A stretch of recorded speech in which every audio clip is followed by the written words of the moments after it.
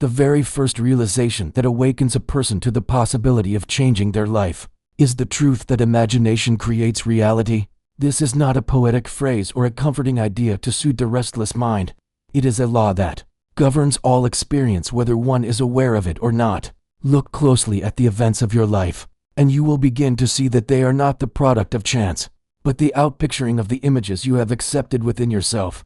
Every condition, every circumstance, every relationship is a shadow cast by your inner assumptions. The mind is the workshop of creation, and imagination is the tool that molds the unseen into the seen. What you permit yourself to dwell upon, what you consistently rehearse in the privacy of your inner conversations, what you feel to be true, though no evidence yet supports it, all of these eventually harden into the world you call reality. To truly grasp this, one must move beyond the habit of believing that the world is external and unchangeable. It is tempting to think that events happen to you, and that you must simply endure them, or resist them through struggle. Yet the deeper truth is that the world happens through you. It is your inner state that gives birth to the outer scene. If you live in constant thought of lack, if you habitually imagine rejection, if you carry within you a deep sense of being unworthy, then the outer world will faithfully arrange itself to mirror those inner pictures. It will seem as though circumstances conspire against you, yet they are only reflecting your own inner agreement with failure. The secret is to turn within and deliberately create new images. When you enter the silence and close your eyes, you are entering the place of creation. Here you are free. You may imagine anything you choose without restriction. If you can see yourself living the life you desire, if you can hear the voices of friends congratulating you, if you can feel the joy of accomplishment as though it were happening now, then you have planted a seed. That seed, when nourished by repeated attention and genuine feeling, will grow until it becomes the very environment you live in. What once was only an inward act of imagination becomes a concrete fact in the world. There are those who dismiss imagination as fantasy, yet every invention, every work of art, every discovery began in the unseen realm of thought. The chair you sit upon was once only the mental picture of a craftsman. The building you enter was once the dream of an architect. The world you take for granted today is the accumulated imagination of countless individuals who dared to believe in what was not yet visible. If imagination is the root of all external creation, why would it not also be the root of your personal transformation? To change your life, you must change the pictures you hold within. But imagination on its own is not enough. There must be an inner acceptance of the imagined scene as reality. This brings us to the second key, assumption. Assumption is the bridge between imagination and manifestation. It is not the casual wish that someday something might happen. It is the deliberate choice to live from the end as if the desire were already realized. To assume means to put on the state of being you want as though it were a garment. You do not wait until conditions change. You clothe yourself in the feeling of the wish fulfilled now. Consider the difference between thinking of a desire and thinking from a desire. To think of a desire is to acknowledge its absence. It is to stand outside of it and hope that it might come to you in some distant future. To think from a desire is to step into the role of already having it. If you desire success, you do not merely think of being successful. You enter into the state of success in imagination. You feel the satisfaction. You walk with the confidence. You hear the conversations that would naturally follow. You carry yourself as one who already possesses what is desired. In this inner theater, assumption makes the imagined end real to you now. And because the inner and outer worlds are one, the outer must eventually conform to this assumption. This is why assumption is called the bridge. It connects the invisible act of imagination to the visible result. Without assumption, imagination remains a dream, a distant possibility. With assumption, imagination becomes a living force that reshapes reality. You cannot imagine success while assuming failure, for the assumption dominates. If you imagine love while assuming rejection, the rejection will manifest. The law always follows your assumption. Therefore, you must train yourself to assume the best, to dwell in the feeling of the fulfilled desire even when appearances deny it. At first this may seem difficult because the senses insist upon showing you what currently is. The outer world presents its facts, and the mind is tempted to surrender to them as final. But assumption demands that you remain faithful to the unseen reality until it appears. This is not self-deception. It is recognition of the creative process. The facts you see now are only the outpicturing of past assumptions. If you desire new facts, you must dare to assume a new inner state. Persist long enough and the new assumption will replace the old condition just as surely as daylight replaces night. It is important to understand that assumption works whether you apply it consciously or unconsciously. Every man and woman is living by assumption, though most are unaware of it. The anxious man assumes failure long before the event. The jealous woman assumes betrayal before a word has been spoken. Their world then obliges by arranging itself according to those inner states. But the one who learns to consciously assume what is noble, desirable, and uplifting bends the entire current of life toward fulfillment. What was once accidental becomes deliberate. Life ceases to be a series of random happenings and becomes a controlled unfolding of inner conviction. There is immense power in this when you recognize it. The simple act of assuming that you are already the person you desire to be is the turning point of transformation. Do not wait for evidence. Evidence follows assumption, never precedes it. Assume health, and the body must reorganize itself in harmony with that state. Assume wealth, and opportunities you could not have imagined will open before you. Assume love, and the relationships of your life will be reordered to reflect it. Always it is the inner state that comes first, and the outer conditions follow like a shadow. To practice this is to enter into the secret of life. Each night before sleep, when the mind is most receptive, enter into the scene of your fulfilled desire. Imagine it clearly, but more than imagining, feel it. Then assume that this is your reality and drift into sleep carrying that feeling. In this state, the subconscious accepts the assumption and sets in motion the means by which it will be brought to pass. Day after day, persist in the inner act, and in time you will see the invisible become visible. Imagination and assumption are not two separate things, but two stages of the same creative process.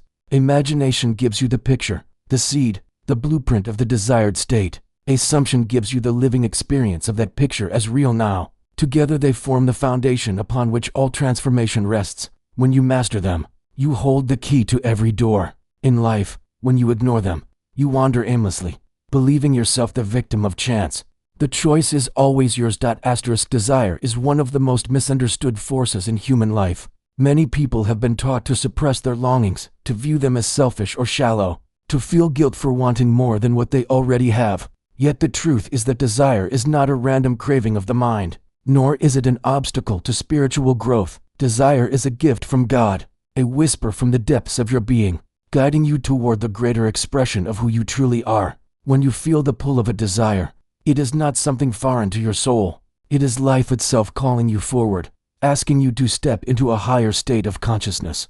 Consider for a moment how every stage of your life has been preceded by a desire. You desired to walk, and the desire carried you through the falls and frustrations until your legs learned to move with balance. You desired to communicate, and that inner urge gave birth to speech. Each accomplishment, each stage of growth, each expansion in your life has been preceded by a desire that would not let you rest until it was fulfilled. In this way, desire is not your enemy, but your compass.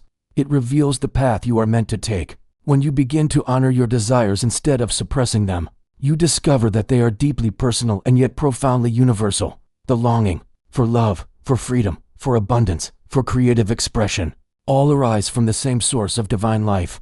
To deny them is to deny the very life force within you. Many live in quiet despair because they resist their own desires, believing that to want something better is to be ungrateful for what is. Gratitude is a beautiful state, but gratitude does not mean stagnation. True gratitude recognizes the blessings of today while joyfully accepting the call to grow into greater expressions tomorrow. Desire must be understood as a seed. It is planted within you not to torment you, but to show you what is possible. The presence of the seed is proof that the soil exists to nurture it.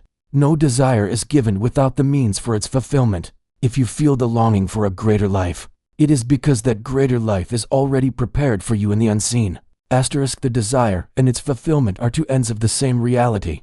By accepting the desire as a gift, you agree to walk the path toward its realization. The mistake many make is in confusing desire with mere wishing. Wishing often carries within it the acknowledgement of absence. It is a longing mixed with doubt, a hope that life will somehow change without the inner conviction that it must. True desire is deeper. It carries a certain authority, a weight, a feeling of inevitability. It is the voice of God within you declaring that you are meant to experience this new state. When you learn to trust that voice, you stop questioning whether you are worthy or capable. You understand that the very presence of the desire is proof of your ability to realize it. To live in harmony with desire is to align yourself with divine intention. Every great artist, inventor, teacher, or leader who has shaped history did so because they honored their desire. They did not dismiss it as fantasy, nor did they wait for the world to approve. They recognized the desire as a calling and gave themselves to it fully. What you desire is not meaningless. It is your unique role in the unfolding of creation. To embrace it is to take your rightful place in the great design of life. Yet desire alone is not enough. Desire must be clothed in feeling, for feeling is the secret. The world does not respond to empty thought. It responds to the feeling of the thought accepted as real. This is why so many people fail to see results. Even though they spend hours daydreaming about a better life, daydreaming remains weak and ineffective if it does not carry the conviction of feeling. The creative power within you moves only when the idea is felt as real. Feeling is the bridge between the invisible and the visible. It is not enough to simply picture what you want in your mind. You must step into the emotion of already having it. To feel abundance is to walk through the world with a sense of security and plenty even before a single dollar arrives. To feel love is to carry within yourself the joy and warmth of companionship, even before anyone appears to fulfill it. To feel health is to move with vitality and strength even before the body has caught up. When the feeling becomes natural within, the outer world has no choice but to reflect it. Think of feeling as the garment you wear. Every day you clothe yourself in moods and states of consciousness, whether you are aware of it or not. These states go with you into every interaction, shaping the responses you receive from others and the conditions that unfold. If you wear the garment of doubt, you will meet with evidence that confirms your doubt. If you wear the garment of fear, life will present reasons to be afraid. But if you clothe yourself in the feeling of your fulfilled desire, the world rearranges itself to support that assumption. To cultivate feeling, you must train your imagination to go beyond seeing and into experiencing. It is not enough to visualize a scene as though you were a distant observer. You must enter into it as though you were living it now. If you desire a new home, do not merely look at a picture of a house. Step into the scene in imagination. Walk through the rooms. Feel the texture of the walls. Sit at the table. Hear the voices of friends gathered there. Feel the sense of ownership and belonging. By allowing yourself to sink fully into the feeling, you impress the subconscious mind, and the subconscious is the womb of creation. The subconscious does not respond to words alone. It responds to feeling. This is why affirmations, when repeated without feeling, often yield little change. Words that carry no emotional weight pass by like empty echoes, but a single statement charged with genuine emotion can overturn years of negative belief. It is not the repetition of words that matters, but the intensity of feeling behind them. Feeling is also the answer to those who doubt or struggle with logic. The rational mind will often argue against your desire, pointing out reasons why it cannot be fulfilled. It will present facts and figures, past failures, and the opinions of others as evidence that you must settle for less. But feeling bypasses logic. Feeling enters the subconscious directly, and once the subconscious accepts a new state as real, it will bring it to pass regardless of reason. The outer world may scoff, but the inner conviction will prevail. This is why it is so essential to cultivate a practice of assuming the feeling of the wish fulfilled. Each night before you fall asleep, when the conscious mind is quiet and the subconscious is open, enter into the state of already having what you desire. Do not imagine it as a distant hope, but as a present fact. Feel the joy, the relief, the excitement. Let the body rest in that emotion until it feels natural. In sleep, the subconscious absorbs that feeling and begins to work tirelessly to manifest it. Throughout the day, you can return again and again to this inner state. When doubts arise, do not fight them. Instead, gently redirect yourself to the feeling of fulfillment. At first, it may feel like play acting, but with persistence, the feeling becomes natural. Once it becomes natural, manifestation is inevitable. The outer world cannot resist the command of a feeling deeply accepted within. Desire gives you the direction. Feeling gives you the power. Together they are the secret to transforming any aspect of life. The presence of a desire is the promise of fulfillment, and the cultivation of feeling is the means by which that promise is kept. To ignore desire is to ignore your divine calling. To neglect feeling is to withhold the very power that brings imagination into reality. When both are honored, life unfolds in harmony with the deepest truths of your being. The law of reversibility is one of the most profound keys to understanding how imagination works. It is the recognition that if a certain effect can be produced by a cause, then the cause can be produced by the effect. To put it more simply, If joy can be created by receiving good news, then the feeling of joy itself can create the conditions by which good news arrives.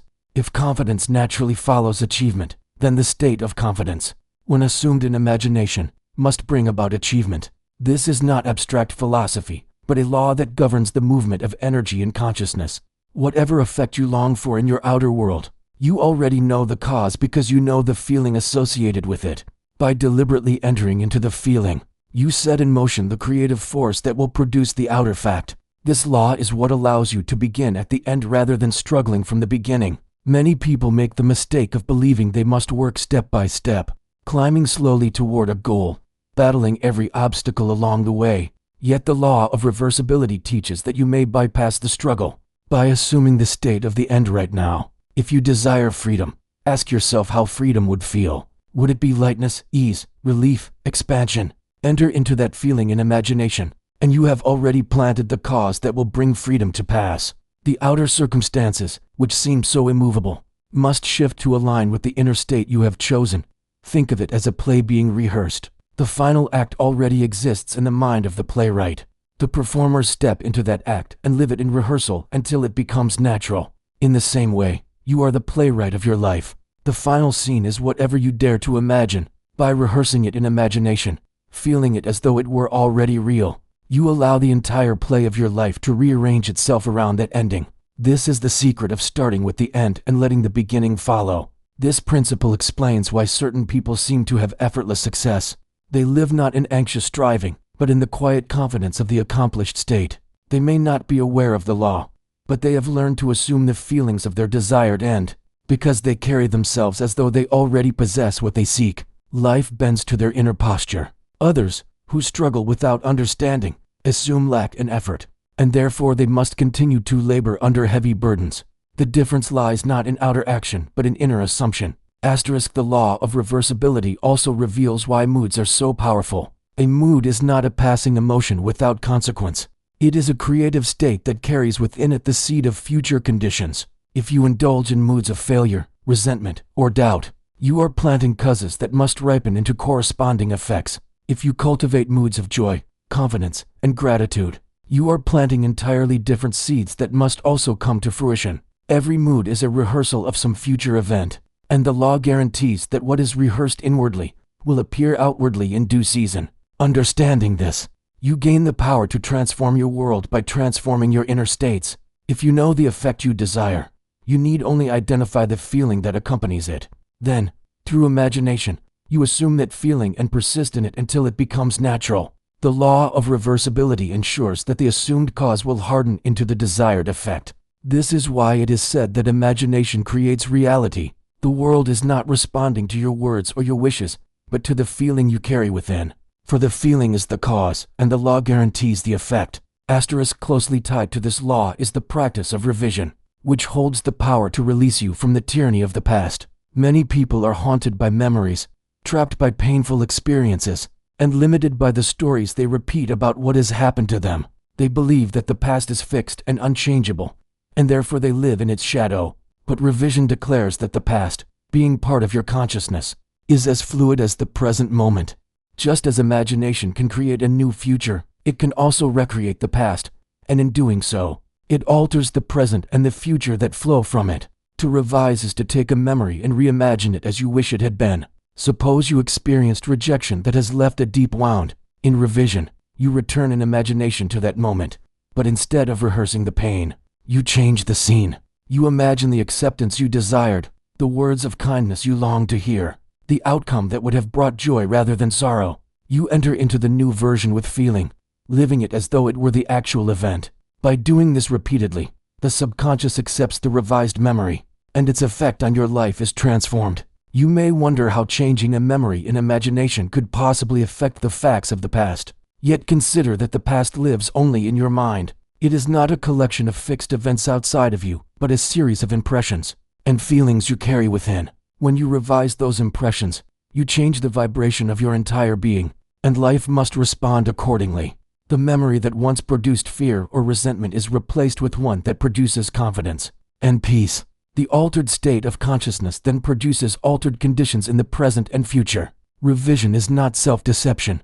It is recognition that reality is shaped by consciousness, and consciousness is not bound by time. The same creative power that allows you to imagine a future not yet seen, allows you to reimagine a past already experienced. Both are equally malleable to the imagination. When you revise, you are not denying that an event occurred. You are denying its power to define you. You are asserting your authority as the operant power, rewriting the script so that it serves your growth rather than your limitation. The practice of revision can be applied in simple, daily ways.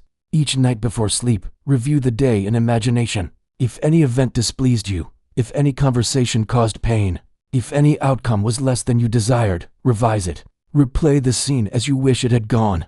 Hear the words you wanted to hear. Feel the joy of a better outcome. Continue until the new version feels natural and satisfying. Drift into sleep carrying that revision, and the subconscious will accept it as fact. Over time, you will find that not only do your feelings about the past change, but the present circumstances connected to those memories also transform. Consider how liberating this is. No longer are you a victim of your past. No longer are you chained to old failures, disappointments, or traumas. You hold within you the power to rewrite your story at any point. Every painful memory can be reshaped into a source of strength. Every missed opportunity can be reimagined as fulfilled. The past loses its grip, and you step into freedom. Revision also works on a larger scale. Entire patterns of limitation can be undone by revising the key memories that gave them power. Perhaps you carry a sense of unworthiness because of something spoken to you in childhood. By revising that moment, hearing instead words of love and affirmation, you dissolve the root of unworthiness and replace it with confidence. The ripple effects are extraordinary, touching every area of life. Relationships improve, opportunities appear, and new doors open, all because the inner script has been rewritten. The connection between the law of reversibility and revision is profound. Both declare that feeling is the cause and the outer world is the effect. Reversibility teaches you to create the future by assuming the feeling of the fulfilled desire. Revision teaches you to recreate the past by assuming the feeling of the desired outcome. In both cases, the imagination, clothed in feeling, is the power that shapes reality. By mastering these practices, you take control of time itself, directing both the past and the future into harmony with your highest vision. Persistence is the quiet force that turns imagination into reality. Many people discover the power of assumption. They feel the joy of living in the end, and they even experience brief flashes of alignment with their desire. Yet they soon let go when the outer world fails to change immediately. They imagine wealth and wake up the next day to the same bank balance. They imagine love and find themselves still alone by evening. They imagine health and yet the symptoms persist. Discouragement sets in, and they abandon the practice. What they do not realize is that the outer world is but a reflection of past assumptions. And just as a seed needs time to grow beneath the soil, so to do new assumptions require persistence before they appear. Persistence means you continue in the feeling of the wish fulfilled regardless of appearances. It is easy to believe when everything around you agrees with your assumption, but the true test comes when appearances deny it. The world may still show lack, loneliness, or struggle, but persistence demands that you hold fast to the inner vision. You refuse to be swayed by the temporary evidence of the senses. You know that the senses only report the past, and if you remain faithful to your assumption, the new reality must eventually break through. Think of a sculptor working on marble. At first the block looks unchanged. Blow after blow, strike after strike, nothing seems to shift. Yet the sculptor does not abandon the work. He knows that each strike is shaping the stone in ways not immediately visible. Then one day the form begins to appear, and eventually the masterpiece stands revealed. In the same way, every act of persistence in imagination is shaping reality. Though you may not see the results right away, the unseen is being rearranged, and in time it solidifies into fact. The danger lies in giving up too soon. Most people surrender their assumptions just before the change appears. They let doubt creep in. They look again at circumstances, and they fall back into the old state. By doing so, they return to the very conditions they were seeking to escape. Persistence is not dramatic. It is not about forcing or straining. It is the quiet, steady choice to continue assuming the end until it feels natural. When the assumption feels natural, manifestation is inevitable. Persistence is also a form of trust. It is trust in the law, trust in the unseen, trust in the power within you. It is saying to yourself, though the outer world has not yet shifted, I know that it must because I have assumed it. This trust is not blind faith, but the recognition of a principle that never fails. Just as day follows night, so too must the inner assumption become outer fact if you persist. It helps to remember that every great accomplishment in history has required persistence. The inventor who continues after repeated failures, the artist who works through countless revisions, the teacher who shapes minds year after year, all embody persistence. Without it, even the most brilliant ideas would fade. With it, even the simplest ideas take root and grow into greatness. Your imagination is the same. Without persistence, your assumptions remain fleeting dreams. With persistence, they harden into the world you live in. Closely connected to persistence is the recognition that you are the operant power. This is perhaps the most liberating realization a person can have. For too long, people have believed that some external force, some destiny, some stroke of luck determines their life. They wait for others to change, for circumstances to improve, for conditions to align before they dare to believe in a new reality. Yet the truth is that nothing outside of you has the power to shape your life. You are the one who operates the law. The law does not work itself. It responds only to you. This means you are not at the mercy of fate or fortune. You do not need to beg or plead for life to grant your wishes. You need only to assume them. The law is impartial, like a mirror reflecting back what you present to it. If you assume lack, it reflects lack. If you assume abundance, it reflects abundance. The power is not in the mirror, but in what you choose to project. To realize that you are the operant power is to take full responsibility for your life. It is to stop blaming others, stop waiting for signs, and stop postponing your transformation. Many resist this truth because it places the responsibility squarely upon them. It is easier to blame circumstances, to point to upbringing, society, or luck as the cause of failure. But to accept yourself as the operant power is to accept your own divinity. It is to recognize that the creative force of God works through you, not outside of you. Every assumption you persist in is a command to that power, and every command is obeyed. When you understand this, you stop chasing after outer solutions. You no longer scramble to manipulate conditions or force results. Instead, you turn within, knowing that by changing your assumption, you change the entire course of your life. You become calm, confident, deliberate. Life bends to you because you operate the law consciously. What once seemed impossible becomes natural. What once felt distant becomes near. This realization also removes the need for fear. If you are the operant power, then nothing outside of you can harm you unless you assume it. Fear only gives life to what you dread. By refusing to assume fearful states, you disarm them. By assuming the best, you summon it. You are never powerless. The only power anything has over you is the power you grant it through your assumption. To live as the operant power is to live as a creator rather than a victim. It is to step into your rightful place as the director of your life. Every thought, every feeling, every assumption is a brush stroke on the canvas of reality. Persist in the picture you wish to see, and the canvas must reveal it. Doubt your own power, and the canvas will remain blank or filled with shadows of past fears. The choice is always yours. Persistence and the recognition of yourself as the operant power go hand in hand. Without persistence, your assumptions lack the strength to take form. Without recognizing yourself as the operant power, you wait for something outside to do the work for you. But when you persist in the assumption of the wish fulfilled, and when you know yourself as the one who commands the law, nothing can stand in your way. The world becomes pliable, yielding to your inner conviction. You walk with quiet authority, knowing that what you persist in inwardly must one day appear outwardly.